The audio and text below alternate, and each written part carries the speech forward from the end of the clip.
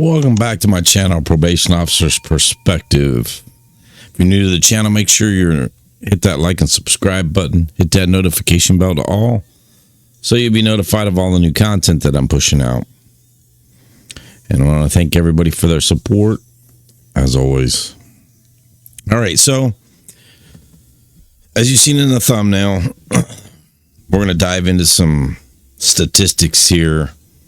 And this is something that when I started my channel, and I talk about it, excuse me, I talk about it when I was a felony PO, how I had to supervise chomos, SOs, and pedophiles.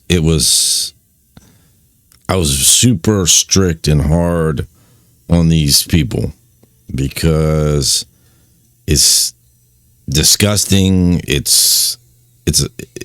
It just really gets to me. It really bothers me. And the fact that the judges and the prosecutors are giving these lenient sentences, and I'm seeing people, or I was seeing people back then going to prison for years for, say a B&E or selling drugs, or even selling weed. We're getting more time than these sex offenders and these chomos. And I've done that, I think it was my second and third video I ever put out on this channel. I talked about that because it really bothered me how they would just, but I mean, what can you say? I mean, I'm not the prosecutor. I'm not the judge. The only thing I can do is when they're on my caseload, if they fuck up, then I'm on it. You know what I mean? And I'm going to make their life miserable. And that's just the way it goes. That's the way I feel. I have kids. I have a family. If something happened to one of my daughters, or, aunts, anything, anybody, uncles, whatever. I mean, cousins, whatever. You know what I mean? It's just a sickening thing. And to see the way they were so lenient with them, but then when it came down to me, and if I was violating them, revoking them, sending them back to prison, or sending them to prison, that was the thing that really got me. Is a lot of them didn't even see prison. They just got put on probation. And that used to really piss me off, because I'm like, man, this is ridiculous. You got people that's first-time offenders, whatever, on, like I said, it could be a drug crime, it could be what, but it wasn't a violent crime. And they're sending them to prison, no questions asked, and some of them for a long time. But Joe Schmo over here that's a chomo gets to walk free and walk the streets. And then I have to monitor his every move and where he lives and what he's doing. And, he's got to register. But I came across a news story where they have been doing this investigation on the rate of sex offenders, chomos, of how the rate is so low of conviction. And they go into these bigger cities, and they show you on there. So we're going to watch the news clip, and I'm going to talk a little bit about it.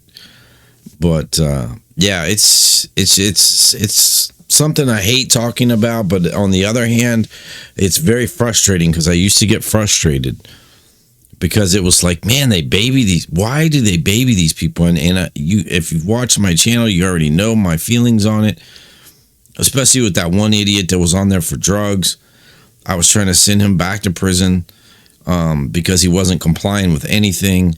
And he tried to play the poor old man deal. And then he turns around and did some stuff to his granddaughter or niece, or both. I don't remember. It was granddaughter and niece, I think. And, after they took him off my caseload because I was too mean. And if they wouldn't have just listened to me, sent him back, none of that would have happened. Anyways, let's get on with it. I don't want to make talk too much about it. Let's get into the. Let me make myself smaller here. All right.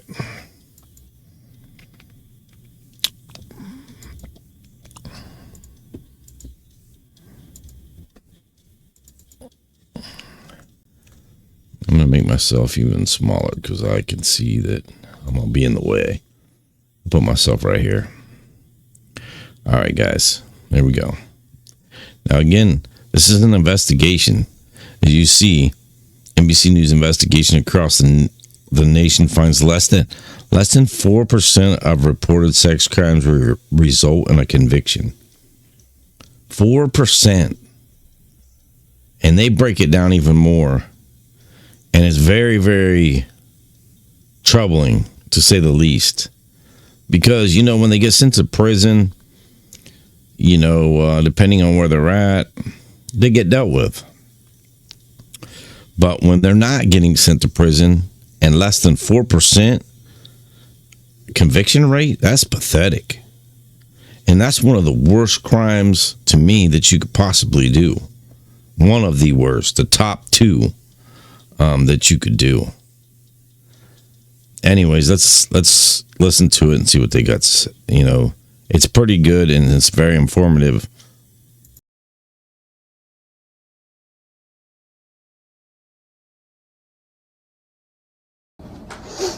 Not only have your actions affected me directly, but they have rippled throughout my life. She asked us not to use her real name, but this is her story. I carry your violation with me daily. I can't ask for a new body. Although there were certainly days that I wish I didn't exist. The woman we'll call Jane agreed to read her victim impact statement from her own sexual assault. One thing I want to make clear to you is that in order to ask for the help and support that I needed to expose the most humiliating and foul experience I've had. Her story is one of tens of thousands of reported sex crimes that we examined and found they almost never lead to a conviction.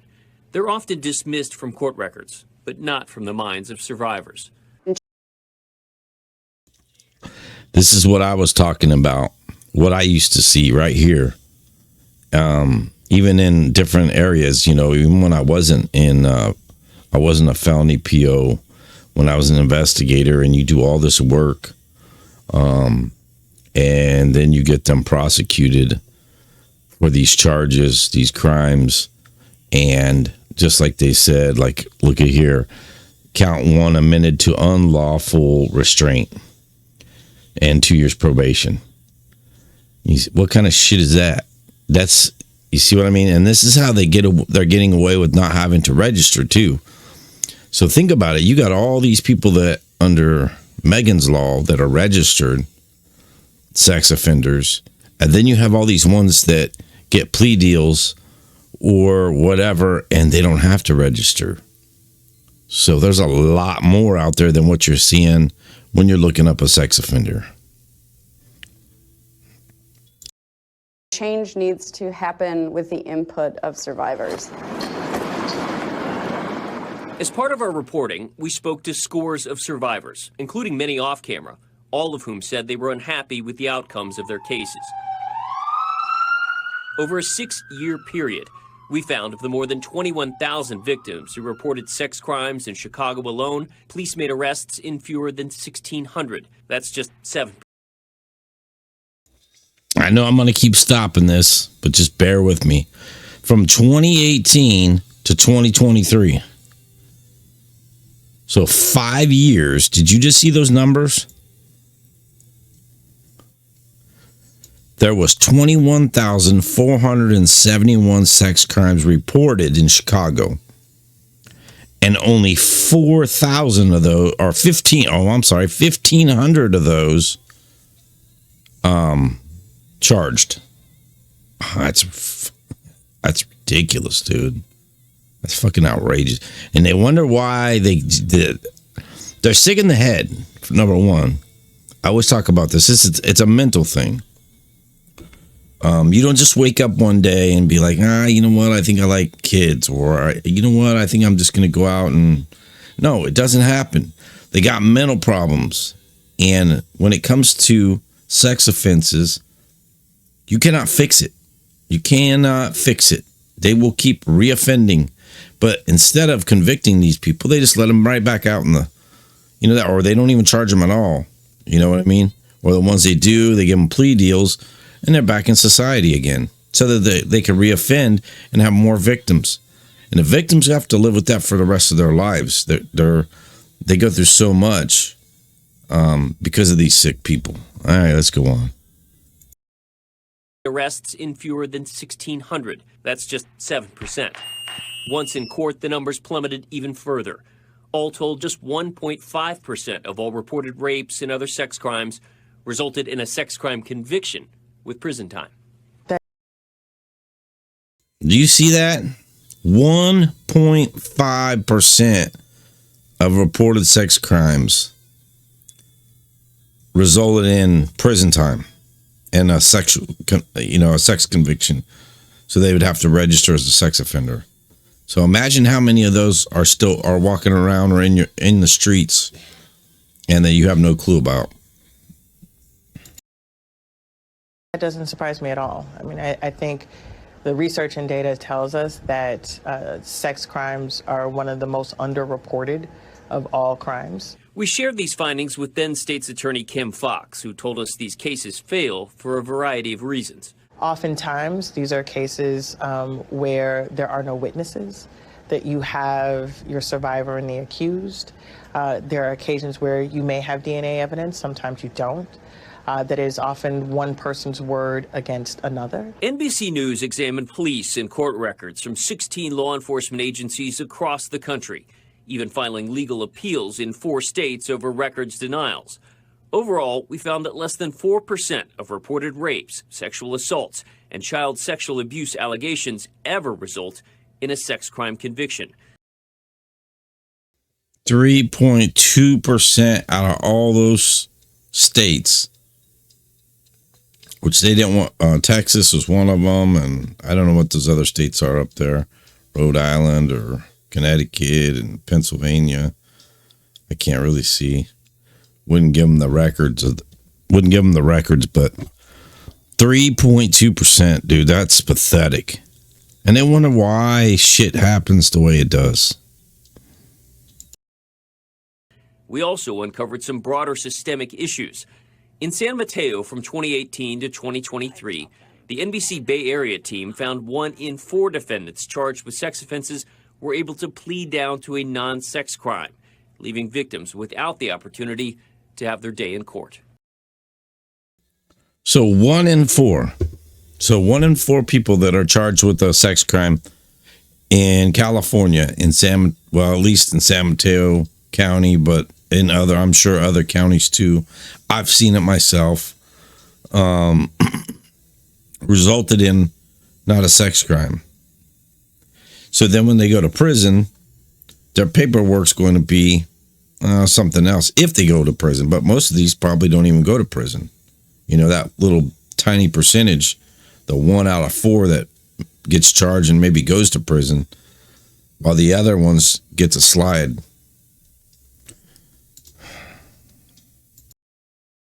And I begged her to please not do this, that I was ready. I said I would rather lose on the stand than to let him get away with false imprisonment, which meant nothing. Following the NBC Bay Area's inquiries, the district attorney's office acknowledged that in hindsight, they wish they would have asked for a continuance to consult the victim further. In Texas, our team discovered that Fort Worth police had missed state deadlines for processing more than 1,000 rape kits over the last 5 years, prompting public outcry and a personal apology from the city's chief. And they're pissed off, and they should be. I'm pissed off. If this was my daughter, my wife, my mother, I would be as well. 2 other cities even updated their procedures for handling rape kits after the team's investigation. And in San Diego, our team highlighted one mother's battle to expose her child's abuser. Only when she sued did she discover a string of similar accusations against him from other students. You see what I'm saying? They don't do shit. And just like in this case in San Diego, It wasn't until she filed a civil suit against this person, because they apparently wouldn't pick up the case, the prosecutors in California. They found out that there was more victims. And that's the way it is. That's what I'm trying to say. They need to lock them up, throw away the key. I always say take them to the firing range and be done, because they cannot be fixed. They cannot be fixed. That is I don't even want to get into it. Anyways, that's what happens all the time. So they just keep reoffending, and there's more victims and more victims and more victims, and they don't want to do shit about it. They don't want to do their jobs. The prosecutors don't want to do their jobs. The investigators don't want to do their jobs. That chief of police in Fort Worth, his apology don't mean shit, you know? He says he apologized and he's pissed, like the victims are pissed, but if he was, why didn't he do something about it? You know what I mean? I know he can't prosecute, and maybe that's what he's talking about, but he could have stepped up somehow as the chief of police to put some type of end to this, you know, or expose that corruption or what's going on. She was 8. How has that experience changed your daughter? It's changed her a lot. She's 25 now, and she still deals with the fallout from the trauma of all of it. He too was able to plead down to lesser charges. Back in Chicago, Jane's case shows some of the same patterns of repeat offenders and questionable plea deals. She met a guy on Tinder, an encounter that court records showed led to a sexual assault. What she didn't know at the time, she wasn't the first victim. That shocked me when I found out that he had done this before and that it was virtually identical. Just the whole process of it, using Tinder, same kind of same type of sexual aggression, and all of those details were eerily similar. Christian Valsich was already out on bail on a 2019 case, facing 4 counts of aggravated sexual assault, when court records show he sexually assaulted Jane in May of 2020. At the time, the court had already barred him from using dating apps. When we reached out to Tinder, they said they were unable to comment on a specific user's account, but that they prioritize safety. What a bold move for someone to know that they're out on bail for raping and strangling another woman, and you do it again? As both cases... That's some bullshit. Yeah, well, yes, they do it again. And you know, when he was told not to do it, there was no repercussions for him. You saw the charges he had from prior, but nothing happened. So yeah, of course he's going to do it again, because he's freaking mental. And he's not right up in his head. He's wired. Freaking his wires they're crossed. They ain't right. And when there's no repercussions for what you do, of course you're going to continue to do it. You know what I mean? Especially in these weirdos. Worked their way through court, there were 2 different outcomes. Valsich eventually pleaded guilty in Jane's case to a single count of criminal sexual abuse. But in the other case, similar to what we found elsewhere in the country, Valsich pleaded down to a single count of aggravated battery. Is the watering down to something that's not a sex crime, is that just? Again, if we can get accountability, if it's a not guilty versus you have to do some type of sex offender services, if it's you just get to walk and it is in essence everything that you've gone through, a judge or jury has said didn't happen at all, versus something else, that's accountability. Out of the thousands of cases NBC News reviewed, Jane's case is among the small percentage where the perpetrator was held to account. The state's attorney's office has not said why the other case was amended down. We did reach out to Valsich to ask for comment. He said he would get back to us, but didn't, and has not responded to our follow-up attempts to reach him. I know if I were in the other victim's shoes and that was how it was pled down to me, I think I would feel pretty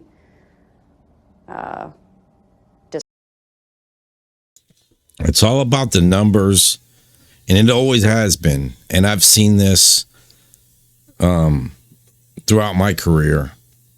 It's a numbers game. It's a guilty plea game. It's a let's make a deal game. I always say that, let's make a deal. You know what I mean? Like the TV show. Because they are more worried about getting a conviction of anything, that they're willing to make plea deals with these sex offenders and chomos that have nothing to do with a sex crime, just as long as they get a guilty conviction.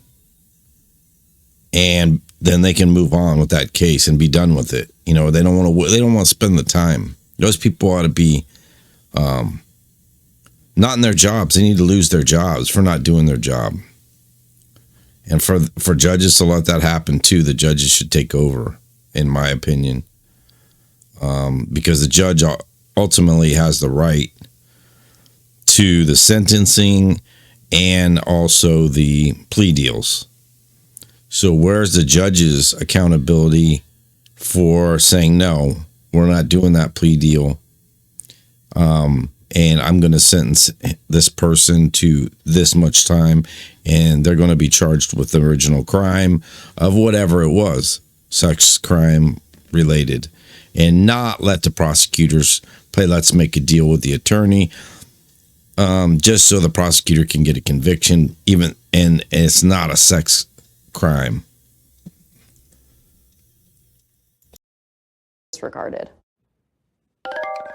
Bennett Haberly is joining us now. Bennett, we're so glad to have you. Thank you so much for bringing us that story. Oh, well, thank you for having me, Hallie. Of course. So listen, we have this segment on the show called The Backstory, where we pull back the curtain a little bit on how these things come together. And the thing that what you have done, it is a huge collaboration between so many stations across the country, so many of our NBC partners here. How did it actually come about? Can you take us inside some of the mechanics of that to be able to stand up a piece of reporting that has this kind of scale? Right. There were several conversations. It began as a brainchild from a member of our team, one of our investigative producers, Katie Smizer, and then there were ongoing discussions with other members of the NBC News data team and then the other local stations. And there were a few things that really jumped out to us when we sort of delved into the data. The fact that there were thousands upon thousands of complaints that went to police, and then when you put it in sort of an upside-down funnel, very few made their way into the court system, and even fewer, a small, tiny fraction, as we showed you, end up leading to sex crime convictions. And the other thing that really jumped out was the fact that it seemed to be ubiquitous. The complaints that we heard from women here in Chicago were the same complaints that our teams in the Bay Area heard, that women felt disillusioned or disregarded, that they wanted to have their say in court. And the prosecutor seemed more focused on getting some type of conviction rather than a conviction on a sex crime.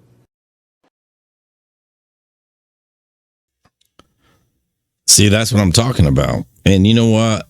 My hats off to that investigative journalist for actually going through all those years and following up and doing everything to expose this, because nobody else is going to do it. And, you know, most of these nowadays, these investigative journalists, they don't do their job. They don't investigate shit. They only come up with misinformation, things like that. And it's crazy. So I'm going to read. This is their, this is what their article is about. And it's a vanishing small number of violent sex crimes in conviction. NBC News investigation shows. Data is from 8 major cities shows that less than 4% of sex crimes results in conviction. So let's go. Less than 4% of reported rape, sexual assault, and child sexual sex abuse allegations in certain cities across the United States ever result in sex crime conviction. An NBC News investigation found. The results of the investigation, based on a review of thousands of documents from police departments, prosecutors, and courts in cities from Los Angeles to Boston, underscore what many advocates, experts, and some law enforcement authorities have long said: the system routinely fails to get justice for victims. Routinely, I'd say all the time. NBC News and 10 local news NBC stations spent more than a year tracing offenses from crime to conviction and found Violent sex crimes have a lower arrest rate than most violent crimes, which is pathetic. In Chicago, black victims of sex crimes are the least likely to see a conviction. Now, that's ridiculous. So now we're basing it off of race. And that there is in itself wrong. Any children, any women, anybody that has, had some type of sex offense or they've been violated, it should not matter if they're black, white, purple, green, doesn't matter. And for them, for black victims be the least likely to see a conviction is ridiculous. Those accused of violent sex crimes were often able to secure plea deals that would keep them off the sex offender list. See what I'm saying? This happens even in California, which usually prohibits the practice. Tracing convictions is really hard because it's a combination of several different databases that are not available directly to the public, said University of Kansas School of Law research professor Corey Young, who has specialized in the research for the last decade. Our system from arrest for conviction to crimes is not transparent. 100%. It's not. There's no overarching data source like there are in other countries, he said. It makes it incredibly difficult in criminal law to know what's going on, from reported crimes all the way to convictions. Young said, greater awareness has still not translated to more perpetrators being held accountable, 100%. So they're walking around all over the place. So here's a little chart. Okay? From crime to conviction, a small fraction of the violent sex crimes reported in cities across the U.S. end in conviction. So in Los Angeles, it's 1.4% conviction rate is what they're talking about. Violent sex crimes reported in these cities across end in conviction, only 1.4% in Los Angeles. What does that tell you? There's a lot of sex offenders out there that's never get no accountability and nobody ever knows. Chicago, 2.0%. Hartford, Connecticut, 3.6%. Philadelphia, 3.6%. Dallas, Texas, 3.7%. San Francisco, 5.1%. Boston, 5.8%. And San Diego County, 7.7%. Which every one of those numbers should be 99.9%. Not 1%, 3%, 5%, 7%. No. It should be 90%. 90, it should be way up there.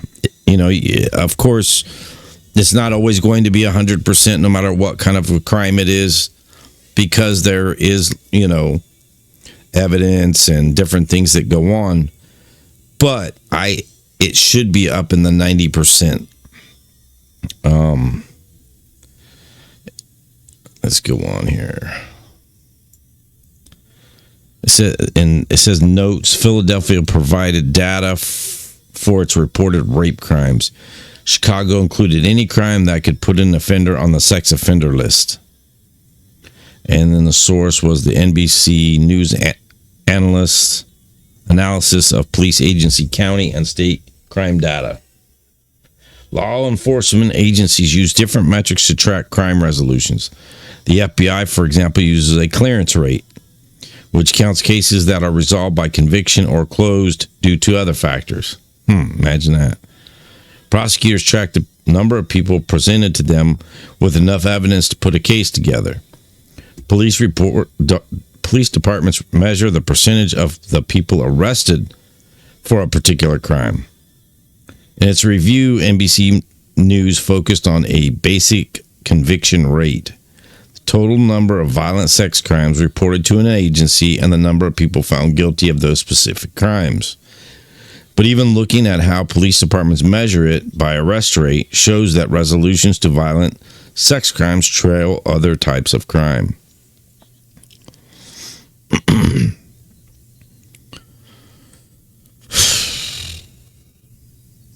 The chart below shows that crimes of sexual violence had a lower arrest rate than drug and property crimes in 2023, the latest year of data available. See, this is what I'm talking about. They'll arrest somebody over a freaking dope pipe, some paraphernalia, something stupid shit. But when it comes to something that's going to mess somebody up for the rest of their lives, the victim, no, they don't care. So let's break that down, their chart. So arrest rates, these are the arrest rates. Violent sex crimes have a lower arrest rate than most violent crimes. Okay, this is a good one. So you got motor vehicle theft, 6.6%. This is the arrest rates, remember, for those crimes. Burglary, 11.9%. Rape, 12%. Now, here we go. Sodomy, 13.8%. Fondling, 15.2%. Now, get this. Now, those are sex crimes. Now, look at how low they are. And then look at what's next. Animal cruelty, 20.3%. So you're arresting people for animal cruelty at 20%, but somebody who rapes only 12%, sodomizes somebody 13%, fondling somebody 15%, arson 22%, embezzlement 24%. Are you serious? That's not even a violent crime. Robbery 24.9%, shoplifting 35.4%. Again, you see okay, so shoplifting, not a violent crime. Whatever the reason is, this person shoplifted, doesn't matter. It's not a violent crime most of the time.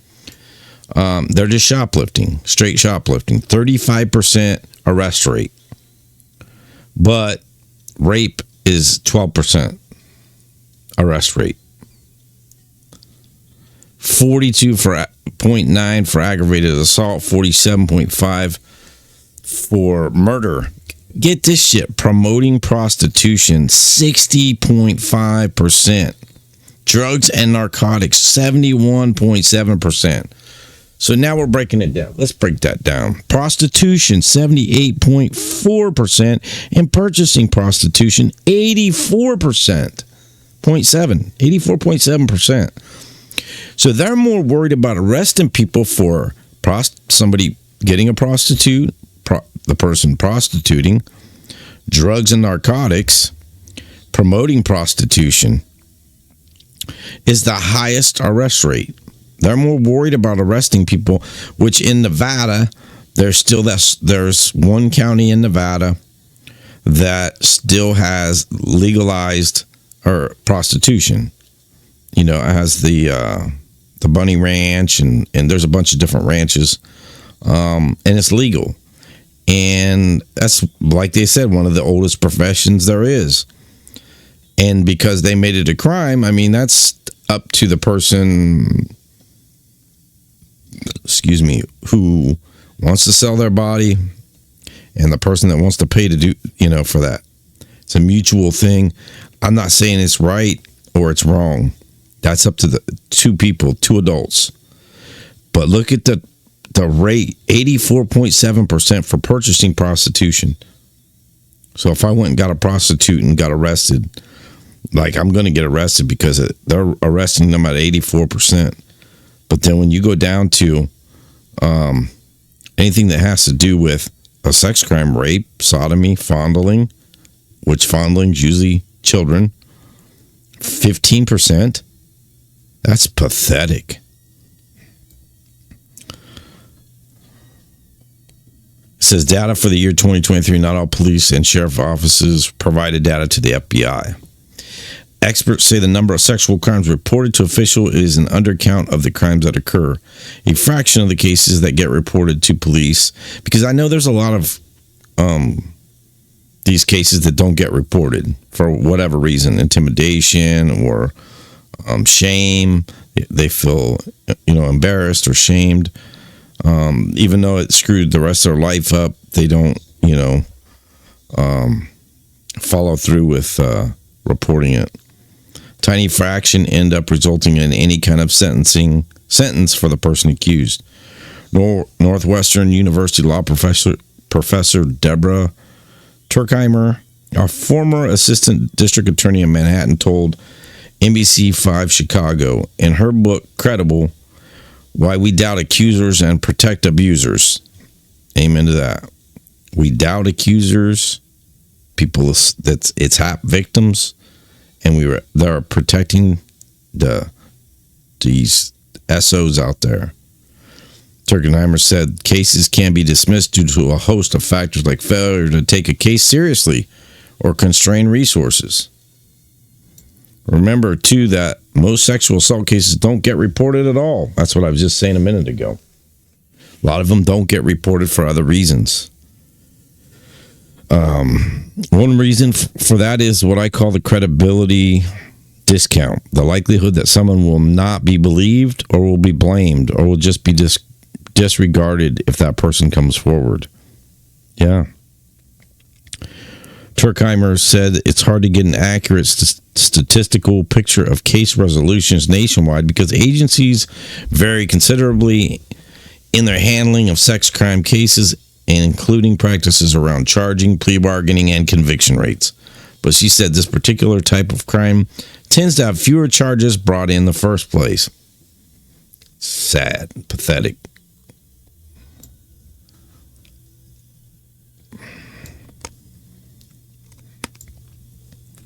Research shows that prosecutors tend to apply a standard of convictability when determining whether to pursue charges in sex crimes cases. What this means is that prosecutorial decision-making is often framed by a sense of how jurors would be expected to react to the accuser's account, she said. Kim Fox, a former state attorney, I don't like that lady. I think that's the one they just had on that video clip that I played. Recounting the crime can make the process difficult for victims. Fox herself, a sex crime survivor, said she's not surprised by the low. Maybe that's a different person. I'm pretty sure that was the same one they interviewed. Said she's not surprised by the low conviction rate because, as with any case with few witnesses, it's hard to prove beyond a reasonable doubt.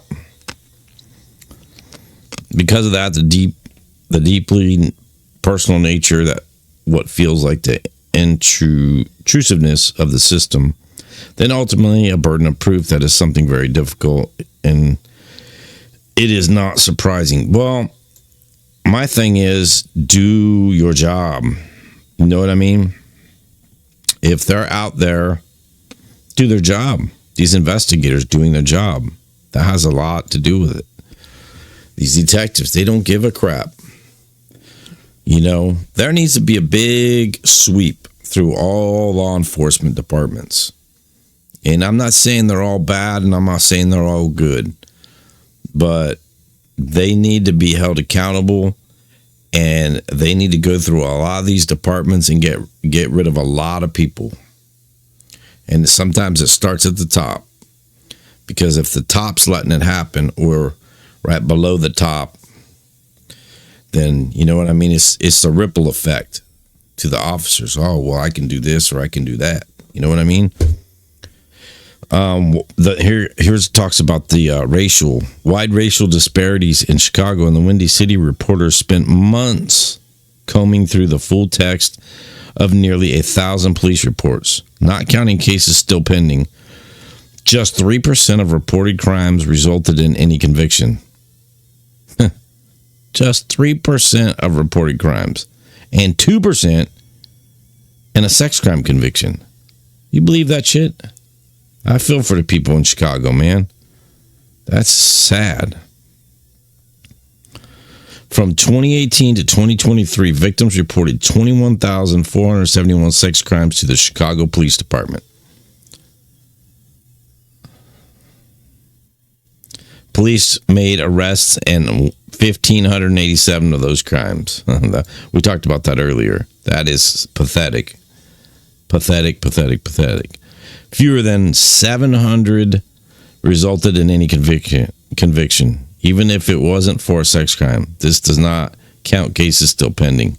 You believe that shit? Fewer than 700 out of 21,000 resulted in any conviction. And who knows what the conviction was? They're not saying, because they've already said that it could be for anything. Wow. And a little over 400 resulted in a sex crime. There we go. And out of all that, a little over 400 resulted in a sex crime conviction. So out of 21,000, you got 400 sex crime convictions. So think about that. From 400, subtract whatever it was, the 21,750 cases. Only 400 of those cases resulted in a sex crime conviction. That is pathetic. Any way, shape, or form you put that, that's pathetic. 99 of those 400, 99 of the 400, man, I got to keep reading because it keeps changing. 99 of the 400 some convicted never saw prison time. So 99, so now we're down to 300. 300 convicted people out of 21,000, whatever it was, 21,000. Now we're down to 300 that maybe saw some prison time. From 2018 to 2020, court records show that 1,039 alleged victims of sexual violence in Chicago.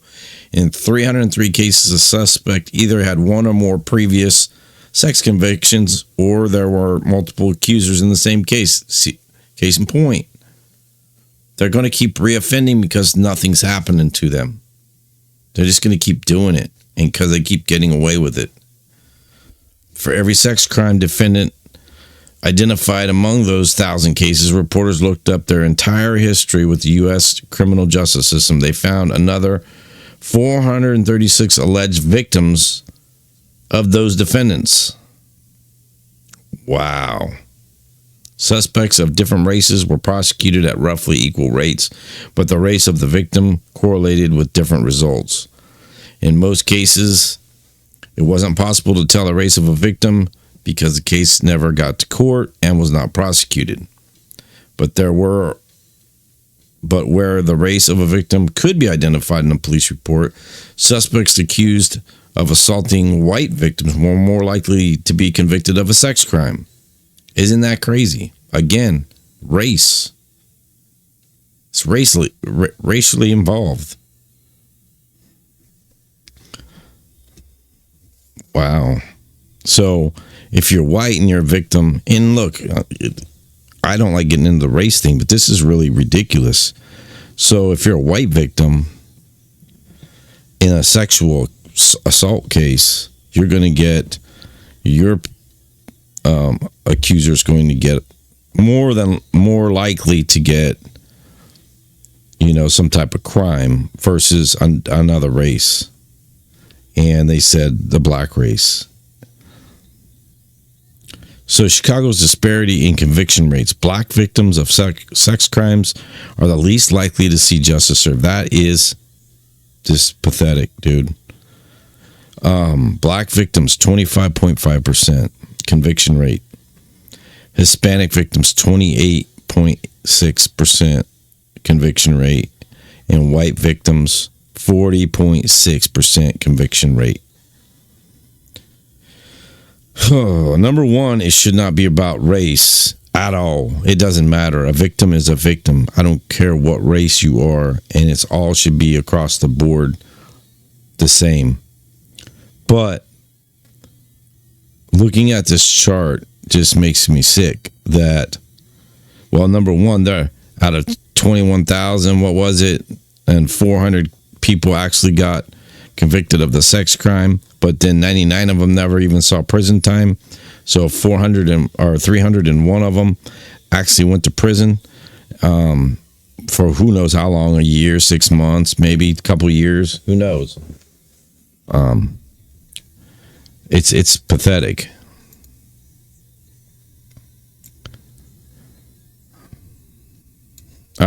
So let me bring it up. So now you guys see, man, I get very frustrated, and that's why I did the videos I did, because of the shit that I saw with cases that I worked, and I saw the prosecution and the judge and them giving them slaps on the wrist, you know what I mean, and putting them on paper. Well, guess what? If you're on my caseload, it's not going to be fun for you, because if I catch you slipping one time, I'm going after you. And that's the way I did, because of the failure in the prosecution, the failure in the judges. Because again, if you ever worked in any type of court, or you're a judge, you're a prosecutor, ex-prosecutor, whatever it is, courtroom, you know that the judge has the ultimate say. And anyone that's been convicted of a crime or took a plea deal of any sort, doesn't have to be a sex crime, the judge asks you right then and there and tells you that just because you guys made a plea deal doesn't mean that he has to agree with it and that he has to honor it. You know what I mean? No matter what, it's ultimately up to the judge. So I put a lot of that blame. I mean, obviously, a lot of that blame is going to be on the prosecution, but a lot of that blame is the judge. Most of that blame, actually, to me, falls on the judge, because the judge, being the ultimate overseer of and sentencing of everything. So if he sees something that doesn't look right, doesn't smell right, and they just want a conviction, those judges need to step forward and say, "Nah, I'm not taking that. I'm not honoring that plea deal. Here's what's going to happen." You know what I mean? And whatever. And then sentence them to prison. Because if they don't see prison and they don't go away for a long period of time, which I feel like giving them probation, that's ridiculous. Period. It's not like selling weed, or like we just went through all those charts, all that. I mean, the rates are ridiculous on what prostitution is the highest, and it's the person that pays for it. That's the highest arrest rate. And then the prostitution and whatever else the other ones were. But it is pathetic. It's sad that this is our judicial system failing at all levels. And here's the thing. We vote these judges in. These judges they're elected officials. Some are appointed in the criminal, like state cases. If a judge resigns, retires, quits, whatever it is, then they have to appoint somebody. But then once that term's up, they have to be elected. They have to run. And there's so many people. I'm going to tell you right now, the sheriff in the county I where I live, I remember him when I used to work. I didn't work in this county at all, but he was a sheriff back then. He's been a sheriff like 30 some years, and nothing has changed, but they just keep reelecting him. You know what I mean? Because it's the good old boy system, you know? And it's the corruption that runs deep. It runs deep, like where I live at. It's all about who you know. It's the good old boy system. And to be a sheriff, the sheriff, for 30 some years, it's time for you there should be term limits on sheriffs. I feel like 2 terms. That's it. You have 2 terms. Because your term's 4 years. I believe it's a 4-year term. So that's 8 years. 8 years and you're gone. It's time for a new sheriff in town. That's the way I feel. Anyways, guys, I hope you enjoyed this. Well, not enjoyed it, but how I broke things down, and hats off to this investigative journalist for NBC and everyone else that did all the work investigating all that to come up with all that data. But I hope it was very informative for you to answer some of the questions, because I have been asked questions by subscribers. They've left comments of why is it that these sex offenders are getting better treatment. And even on my lives, I think maybe we have touched on it. And I've been asked, well, why is it? Why do they do that? And there's a lot of people that have a lot of different answers to that. And I don't have an answer to you or, for that. But this here shows, I used to it was very frustrating, very, very frustrating. But this breaks it down a little bit better and explains it better as to this whole judicial system is failing across the whole United States. And it's not just law enforcement, but it's the judicial system, the prosecution, but the arrests too. The arrests aren't being made. That falls on the police department or the sheriffs, the law enforcement. If they're not being arrested, you know what I mean?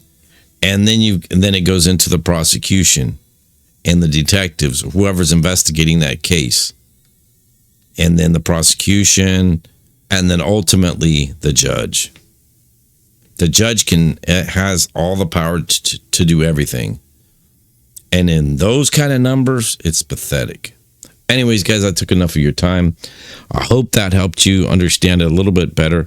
It's sickening. Something needs to be done about it. Houses need to be cleaned in every department. And not only that, term limits on a prosecutor, term limits on judges. I know judges that were judges and retired and came back as a judge again. So they're pulling a full retirement and getting a judge's salary in a different department. Say they were a criminal judge, and then they came back as a family court judge or something like that. You know what I mean? Double dipping. Anyways, that's what I got for you guys. I hope it helped clear some of the things, but we need a massive cleaning of all these departments because this should not be happening. And for the victims, I feel for all of them because there's no justice for them, only a very few. So when they go to the ones that do actually step foot in prison, it's prison justice, man. Things happen. You know what I mean? But let's think of all the ones that are not registered now. Because I look on the map and I'm like, wow, man, there's a lot. Now you can just think about that, what I just showed you and we talked about, and you can multiply that by 10, and that's about how many sex offenders are probably in that area because they're not being reported. They're getting plea deals and what have you. All right, you guys have a blessed day or a blessed evening. If you're in LA or Los Angeles area, please be safe. I hope you guys are all safe. And with that, I'll see you on the next one. Peace out.